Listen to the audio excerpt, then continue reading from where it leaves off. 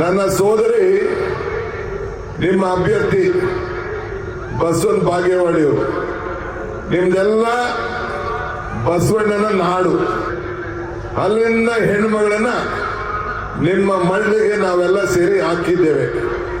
ಹಾಕಕ್ಕಿಂತ ಮುಂಚಿತವಾಗಿ ನಾನು ಸಿದ್ದರಾಮಯ್ಯನವರು ಒಂದು ದೊಡ್ಡ ಸರ್ವೆ ಮಾಡಿಸಿ ಎಲ್ಲ ಶಾಸಕರು ಚರ್ಚೆ ಮಾಡಿ ಒಮ್ಮತದಿಂದ ಮತ್ತೊಂದು ಬನಶಂಕರಿ ಈ ನಾಡಿನಲ್ಲಿ ಒಂದು ದೊಡ್ಡ ಇತಿಹಾಸವನ್ನ ಸೃಷ್ಟಿ ಮಾಡಂತ ಒನಕೆ ಓಬವ್ವಯಿಂದ ಹಿಡಿದು ಎಲ್ಲ ನಮ್ಮ ಕಿತ್ತೂರು ರಾಣಿ ಚೆನ್ನಮ್ಮನ್ನ ಮುಂದೊಂದು ತಯಾರು ಮಾಡಬೇಕು ಅಂತೇಳಿ ಇವತ್ತು ನಮ್ಮ ಸಂಯುಕ್ತ ಪಾಟೀಲನ್ನು ನಾವು ನಿಮ್ಮ ಮುಂದೆ ನಿಲ್ಲಿಸಿದ್ದೇವೆ.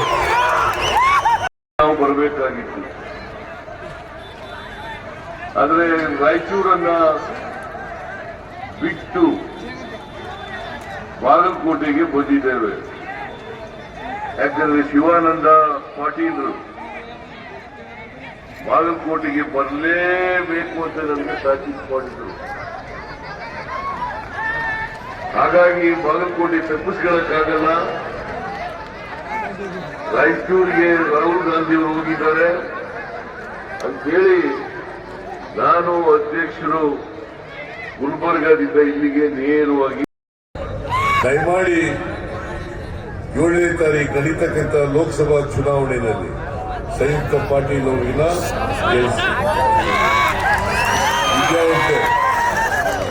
ವಿದ್ಯಾವಂತೆ ಮಾತಾಡ್ತಕ್ಕಂಥ ಶಕ್ತಿ ಇದೆ. ನಿಮ್ಮ ಧ್ವನಿಯಾಗಿ ಪಾರ್ಲಿಮೆಂಟ್ ನಲ್ಲಿ ಮಾತನಾಡ್ತಾರೆ. ಕರ್ನಾಟಕ ರಾಜ್ಯದ ಸಮಸ್ಯೆಗಳ ಬಗ್ಗೆ ಮಾತಾಡ್ತಾರೆ.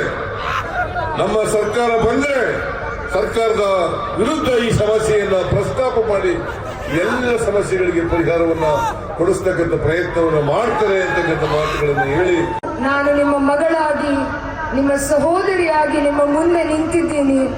ನೀವು ನನಗೆ ಒಂದು ಅವಕಾಶವನ್ನ ಮಾಡಂತರವಾಗಿ ನಾನು ನಿಮಗೋಸ್ಕರ ದುಡಿದು ನಿಮ್ಮ ಋಣವನ್ನ ಮುಟ್ಟಿಸ್ತೀನಿ ಅಂತ